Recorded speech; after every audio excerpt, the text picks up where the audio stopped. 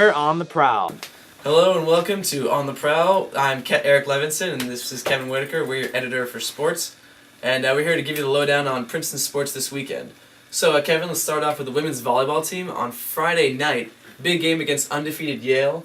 Princeton was second in the league entering the contest, and tell us what happened. Well, it's the biggest game at Princeton this weekend.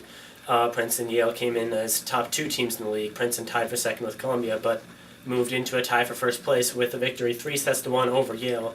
Pretty convincing. The first two sets were definitely back and forth, 2 points each way as the teams split. But Princeton takes the third and the fourth 25-20 in each set, really showing that it's right up there with the best teams in the Ivy League. Yeah, Lydia Rudnick, one of the star hitters for the team, actually played. Her sister was on Yale, who's a freshman libero. So it's kind of a nice sibling rivalry, and we'll be covering that later in the week with a story about Lydia and her sister, and also Erin Jennings of the field hockey team is a triplet, and one of her twins is on Virginia field hockey, and the other is on Duke field hockey. So look ahead for that. The volleyball team also won on Saturday against Brown. They did, and going back to Rudnick, she really broke out this weekend. She missed some non-conference games with a minor injury, came back, played well at the start of league play, but wasn't really the dominating force that some expected. Ivy Player of the Year candidate, but she certainly made her statement this weekend. 25 kills, 1/4 of the team's points against Yale, and really the third and fourth sets they were setting it to her pretty much every ball, and she was putting it past the good Yale front line, some great blockers on the Yale team, and Rudnick just dominated them. Yeah. So now Princeton is actually in first place. With the Yale loss, they have the tiebreaker, and Columbia lost yesterday. So now they are in a tie for first place. So that's pretty good for the volleyball team. Princeton will have 5 of its final 7 games on the road, though, so they won't get to play in Dillon Gymnasium with all its hometown fans. Sure. Next up, we're going to talk about the football team. They lost 34-0 at Brown, putting up the big goose egg on offense. What's the issue there, Kevin? Yeah, Brown's a good football team. Kyle Newhall Caballero is one of the best quarterbacks, probably arguably the best quarterback in the Ivy League. He was a first-team All-Ivy the last full season he was healthy. But as you mentioned, 0 points, that's not on the opposing offense. That's Princeton really not being able to throw the ball.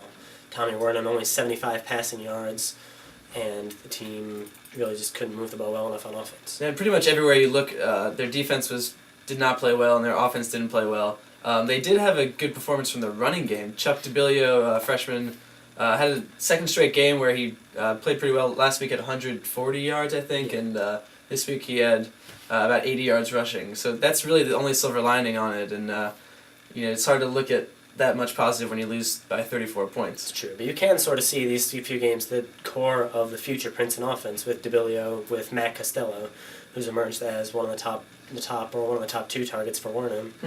And yeah, so you can sort of see the future of this offense, even if it's not firing on all cylinders yet. Yeah, top target. He only did have 4 catches for a team high 24 yards, so it's hard. Let's temper our excitement for a little bit. Also, men's water polo just won tonight. They beat Navy, one of their arch rivals, and they're playing pretty well this year. They're playing pretty well. It was 3 lead games this week, and they won all of them, including getting revenge for a loss to Bucknell. That was overtime. The Navy win in overtime, and avenging another loss to Johns Hopkins. So now with 2 losses and only 1 game left, they're in the top of their division, in the Collegiate Water Polo Association Southern Division. So a good spot for them. Yeah. Kevin, anything else you want to add? We should talk about men's soccer. They gave up a goal in the 89th minute to lose 2-1, and Max Gallen had 2 saves and 2 goals allowed on the day. So we'll be talking to him later in the week. We'll have On Tap with Max and see what he thinks about the men's soccer team. Yeah, after going undefeated running the table in the Ivy League last season, they're 0-3, still looking to even get a point. So that's not where that team expected to be at this point in the season. Yeah, so struggling on offense and a little bit on defense also. So we'll see if they can turn it around next week, and that's all for us from here. We're the Daily Princetonian editors. Eric, it's Kevin. Thanks for sticking with us. You stay classy.